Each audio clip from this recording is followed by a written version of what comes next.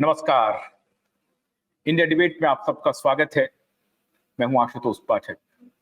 मित्रों, आज भारी मन से, दुखी मन से आज दिशा की 5वीं पुण्यतिथि है।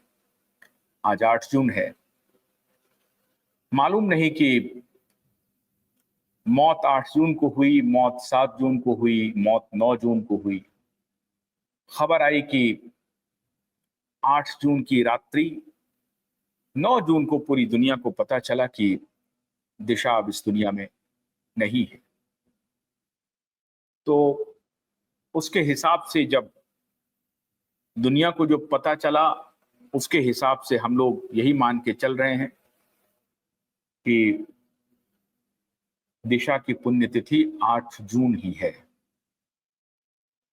क्यूवाइब नेटवर्क भावभीनी अश्रुपूर्ण श्रद्धांजलि अर्पित करता है और आज दिशा के लिए जो न्याय मांगने वाले सिपाही हैं, खासतौर से एसएसआर वॉरियर और देश के तमाम दर्शक जो क्यूवाइब के इस अभियान में हमारे साथ खड़े हैं, मजबूती से खड़े हैं, उन सब के लिए एक बहुत बड़ी खुशखबरी भी लाया और इससे बड़ी बात कुछ हो नहीं सकती कि दिशा की 5वीं पुण्यतिथि पर इस तरह की चर्चा और जो लड़ाई थी, वो लड़ाई अपने अंजाम तक पहुंच रही है।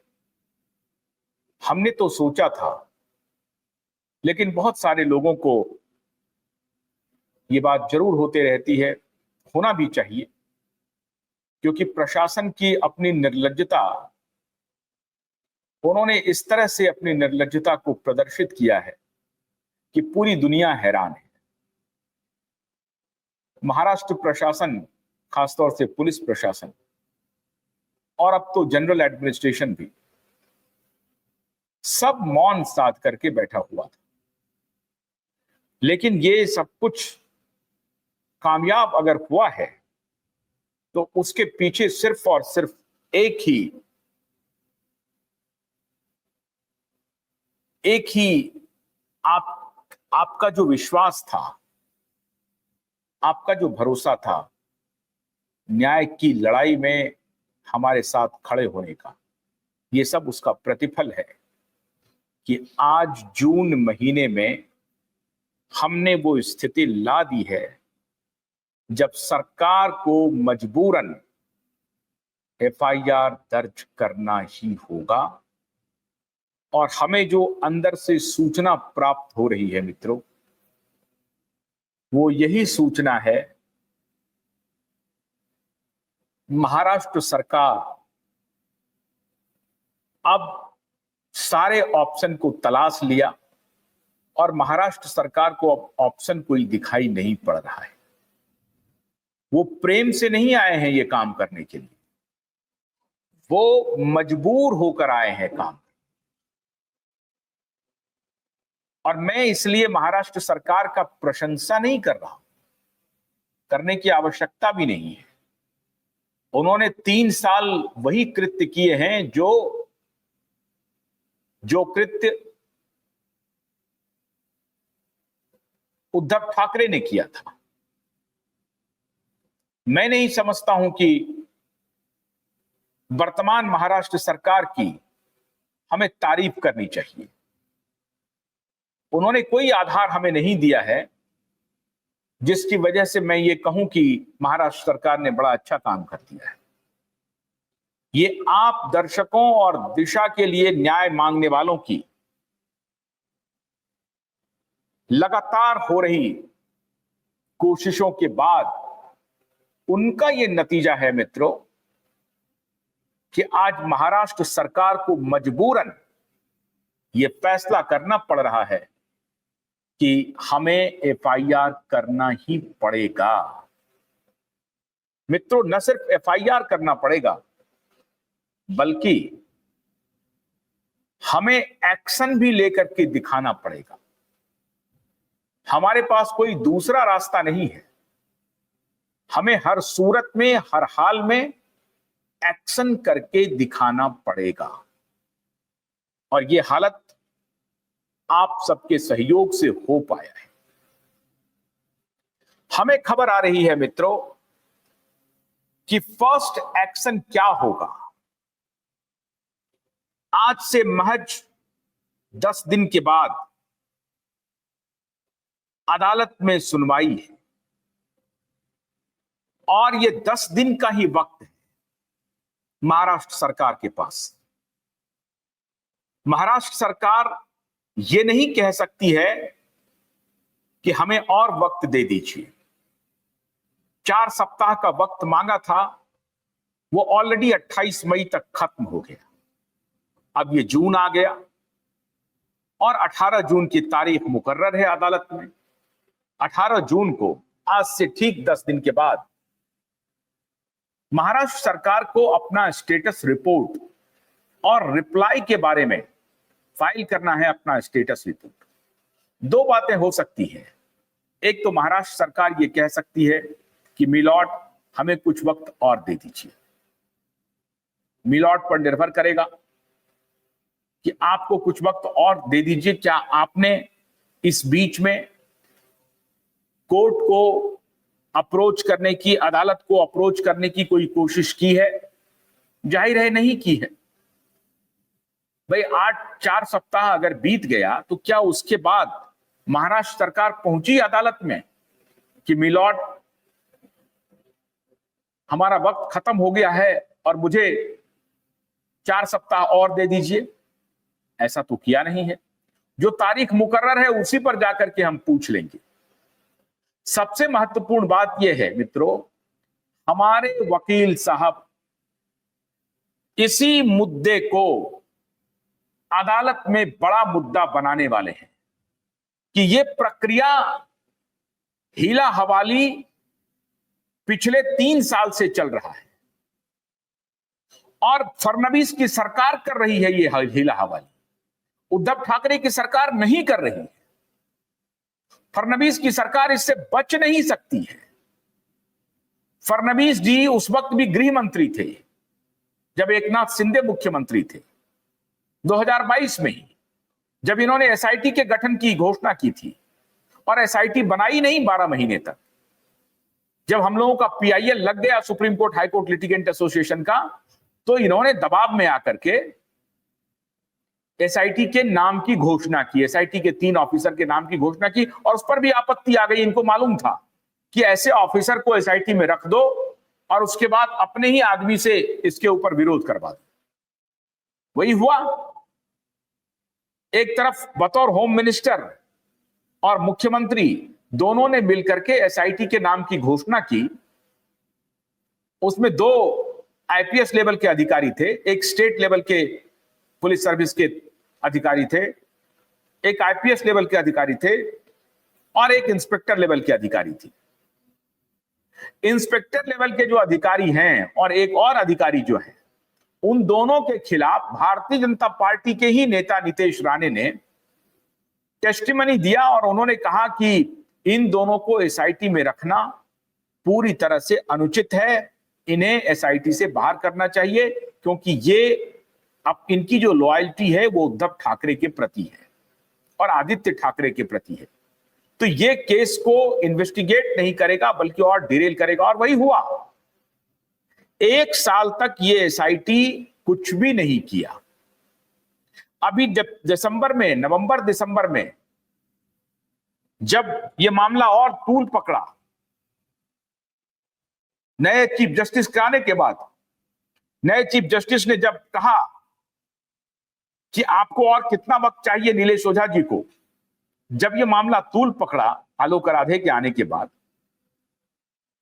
तो ये आनंद फानन में कहा कि मीडिया को कि हम कल जा रहे हैं सीन रिक्रिएशन करने के लिए।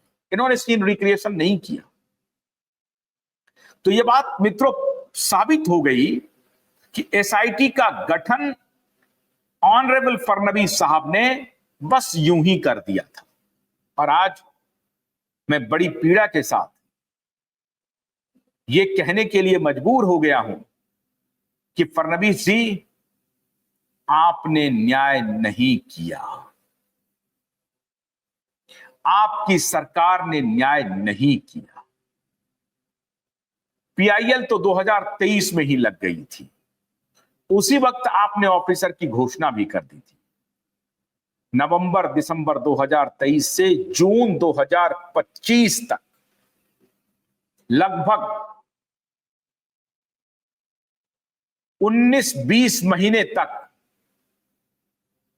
आपने न्याय की दिशा में कोई काम नहीं किया। इस बीच में आप व्यस्त हो गए, विधानसभा चुनाव में आप चुन करके आए, फिर से मुख्यमंत्री बने, फिर से होम मिनिस्टर बने, फिर भी आपने कुछ नहीं किया।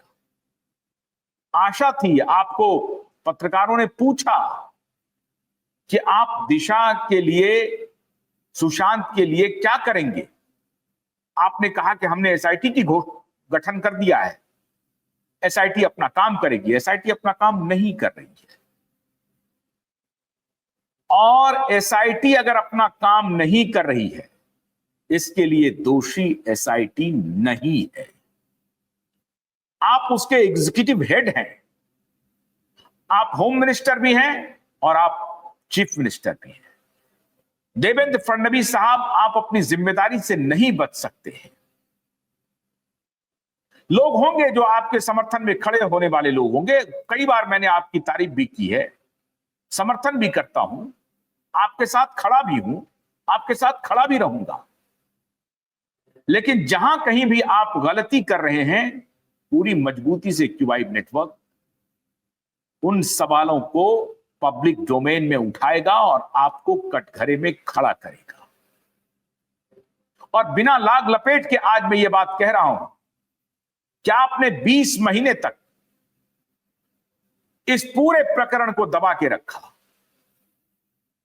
आप दबा रहे हैं या कोई और दबवा रहा है आपसे? कोई पुलिस अधिकारी है जो आपको गुमराह कर रहा है? क्या वो पुलिस अधिकारी परमवीर सिंह है? क्या वो पुलिस अधिकारी विवेक फंसलकर थे?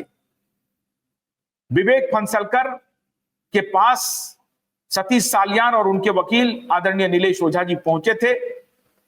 विवेक फंसलकर ने मुलाकात तक नहीं की थी। मुंबई के निवर्तमान पुलिस कमिश्नर की बात मैं कर रहा हूं। आज देवेंद्र भारती भी मौन है, लेकिन क्या विवेक फंसलकर ने देवेंद्र फडणवीस को गुमराह किया? क्या परमवीर सिंह ने जो गुमराह किया था देवेंद्र फडणवीस को, क्या उसी कड़ी को विवेक फंसलकर बढ़ा रहे थे? या देवेंद्र फडणवीस सब कुछ जानते हैं और मौन साधे हुए हैं? तो माननीय देवेंद्र फडणवीस जी, बड़ी विनम्रता के साथ मैं आपको यह कहना चाहूंगा कि अब आपके पास कोई ऑप्शन हमने नहीं रहने दिया है। हमने से तात्पर्य क्यूबाइब नेटवर्क ने नहीं, पब्लिक ने, इस देश की जनता ने, इस देश की आवाम ने और ऊपर वाले ने और न्यायालय ने, अदालत ने सरकार के हाथ को बांध दिया है। सरकार के पास कोई ऑप्शन नहीं है, सरकार को एफआईआर करना ही पड़ेगा। और जो खबर आ रही है कि आपने मन मार के ही सही, लेकिन एफआईआर करने का मन बना लिया है। सवाल है, पूरी दुनिया जानती है कि आपका 36 का संबंध है उद्धव ठाकरे से, पूरी दुनिया जानती है। उद्धव ठाकरे आपको फूटी आंख नहीं सुहाते हैं, उद्धव ठाकरे भी आपको देखना नहीं चाहते हैं।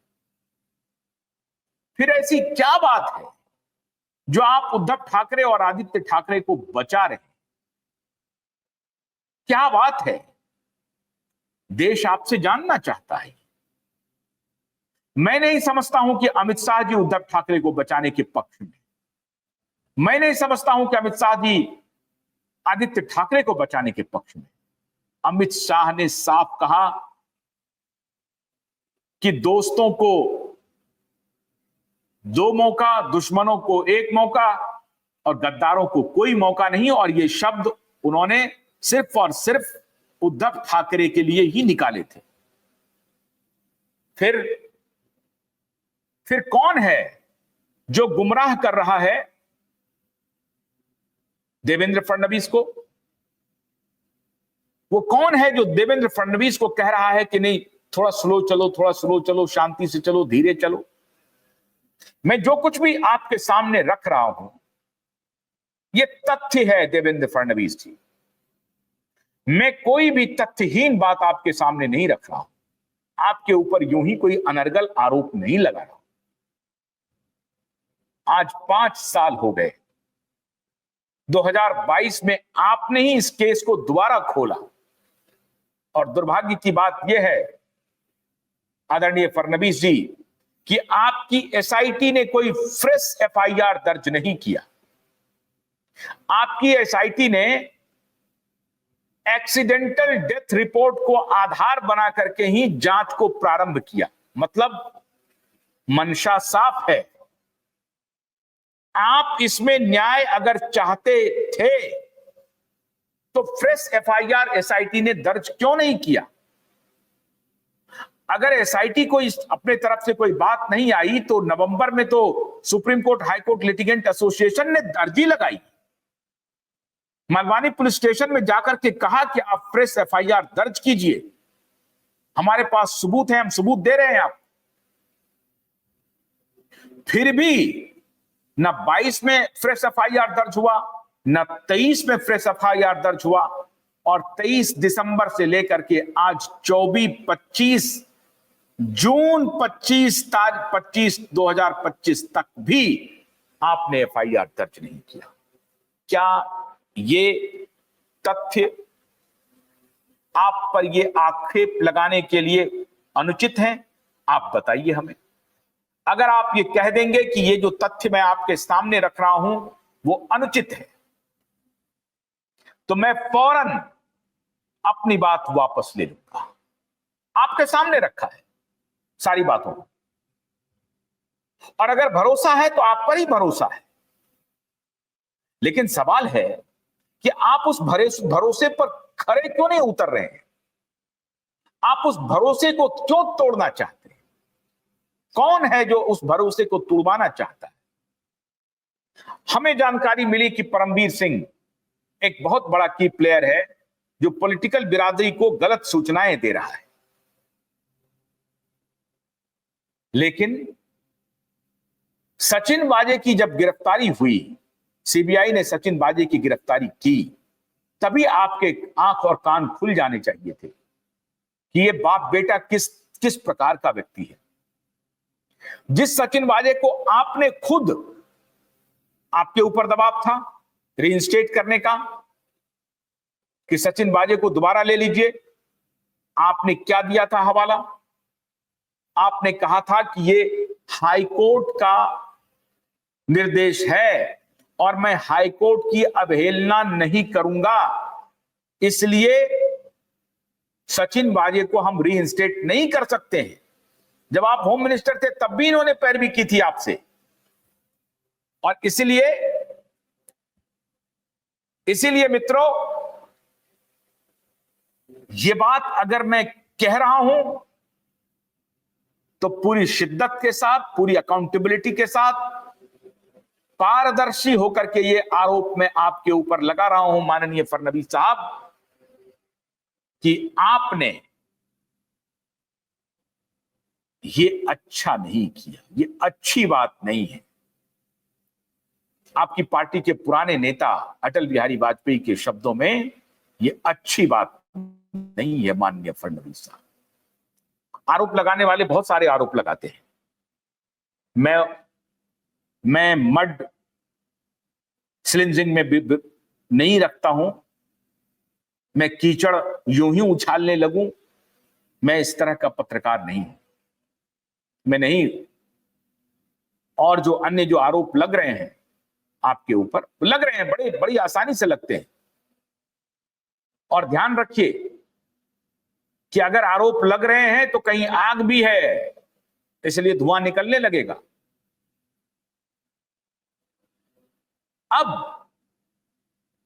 अब भी अगर आप आज की स्थिति यह है फडणवीस साहब कि अब आपके पास ऑप्शन नहीं है। आपके नेता कह रहे हैं अभी भी कि अदालत का जो भी निर्देश आएगा, अदालत के संज्ञान में है, अदालत का जो भी निर्देश आएगा हम फॉलो करेंगे। अदालत का निर्देश आया कि आप रिप्लाई फाइल कीजिए कि एसआईटी क्या कर रही है। आप रिप्लाई फाइल कीजिए कि आपने एफआईआर क्यों नहीं दर्ज किया। क्या कहेंगे आप कि नहीं, सतीश साल्यान का चेहरा मुझे अच्छा नहीं लगता, सतीश साल्यान के साथ जो वकील महोदय आए हैं वो अच्छी बात नहीं कर रहे हैं। आप यही कहेंगे? कह पाएंगे? नहीं कह पाएंगे। मित्रों, 18 जून को सरकार को पेश होना है हाई कोर्ट में, और फिर इनको ये बात कहना पड़ेगा कि आपने जो हमें 30 अप्रैल को वक्त दिया था उस पर हमने ये काम किया है। तो खबर ये आ रही है मित्रों कि सरकार मजबूर होकर के मजबूर क्यों है, ये मैंने आपको उदाहरण दे दिए हैं। 3 साल तक सरकार बैठी रही है और अब आप सबके उत्साह और आप सबके समर्थन से सरकार के ऊपर भी दबाव पड़ा है और सरकार ये समझ रही है कि ये जनता के खिलाफ जाएगा, जनता के मूड के खिलाफ जाएगा अगर मैं एफआईआर नहीं करूंगा तो। इसलिए सरकार को अब एफआईआर किसी न किसी भी सूरत में दर्ज करना ही पड़ेगा और कोई चारा नहीं बचा है। मित्रों, एफआईआर दर्ज करने की घड़ी आ गई है और एफआईआर दर्ज होने जा रहा है।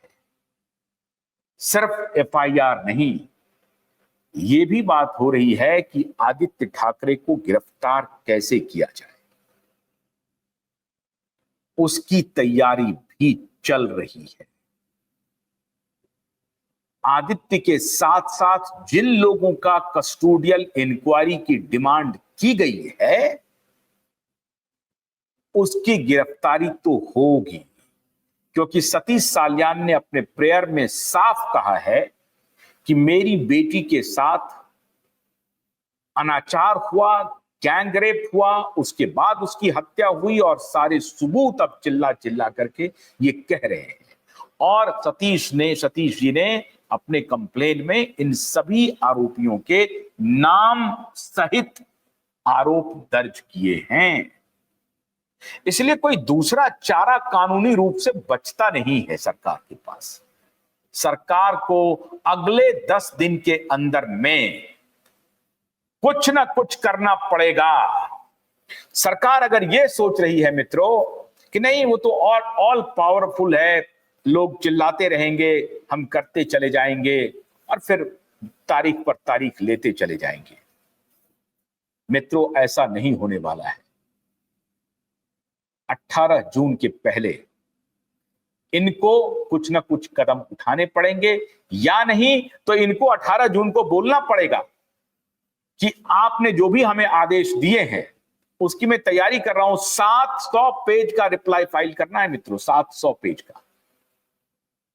पसीने छूट रहे हैं, स्वयं होम मिनिस्टर के माननीय फडणवीस जी के भी पसीने छूट रहे हैं कि 700 पेज का रिप्लाई जो हमारा चीफ सेक्रेटरी करने जा रहा है, वो चीफ सेक्रेटरी हर जगह से तथ्य इकट्ठा कर रहा है और उन तथ्यों को कंपाइल कर रहा है और फिर वो उसको कंपाइल करके होम मिनिस्टर को भी दिखाएगा कि साहब ये हम करने जा रहे हैं और इन सवालों पर हम घिर रहे हैं। साफ साफ हम जो एफआईआर नहीं किया है उसका एक्सक्यूज हमारे पास कुछ भी नहीं है। ये चीफ सेक्रेटरी को बोलना पड़ेगा, ये चीफ सेक्रेटरी को बोलना पड़ेगा अपने होम मिनिस्टर को कि हमने ये 700 पेज का जो कंप्लेन है उसका जो हमने रिप्लाई तैयार किया है उसमें कुछ तथ्य, कुछ प्रश्न ऐसे हैं जिसका कोई जवाब मेरे पास नहीं है और कानूनी रूप से कोई जवाब नहीं है। तो विवेक फणसलकर ने तो हमें फंसा दिया, अब हमें तो एफआईआर दर्ज करना ही पड़ेगा और कोई दूसरा चारा नहीं है। कानून ये कहता है कि अगर विक्टिम के परिवार वाले स्वयं खड़े हो गए हैं और एविडेंस के साथ खड़े हो गए हैं तो हमें एफआईआर दर्ज करना ही पड़ेगा, चाहे वो 20 साल के बाद हो, चाहे 50 साल के बाद हो। कोई भी केस क्लोज नहीं होता है। मुंबई पुलिस ने जो 1 महीने में आनंद फानन में आम इमली करके क्लोज कर दिया था, उसका कोई महत्व नहीं है मिला। और ये महाराष्ट्र के चीफ सेक्रेटरी अपने होम मिनिस्टर, जो कि वर्तमान में मुख्यमंत्री हैं, उन तक भी उस रिप्लाई की कॉपी पहुंचा रहे होंगे। माननीय फडणवीस साहब को तो वक्त नहीं है पढ़ने का, लेकिन हाईलाइट किया होगा। जैसे एफआईआर क्यों नहीं किया, कोई जवाब नहीं,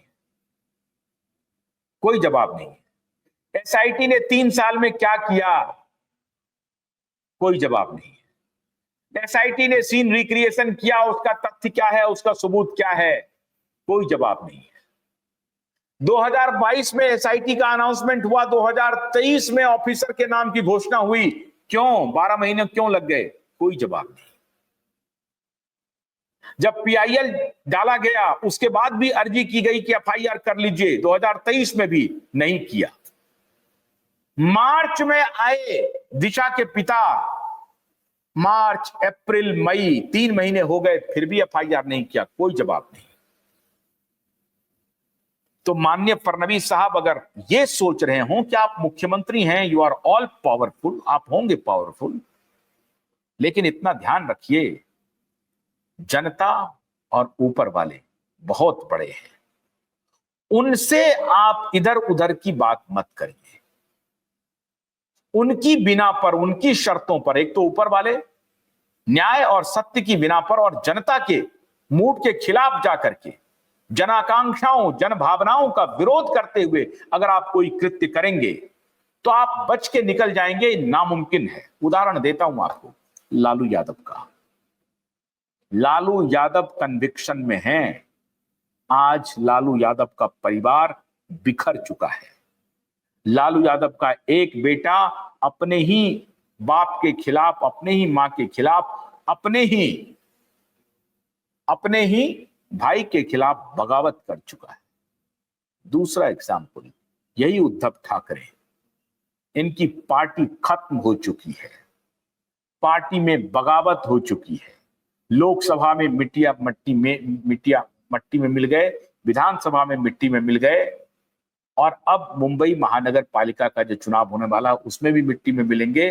परिवार में बगावत है, भाई पहले ही धोखा दे चुका है, प्रियंका चतुर्वेदी अभी साथ छोड़ने वाली है। तो ये सब आपके सामने है। मैं नहीं चाहता हूं कि आपके ऊपर भी कोई कर्ज आकर के गिर जाए, किसी की श्राप लग जाए।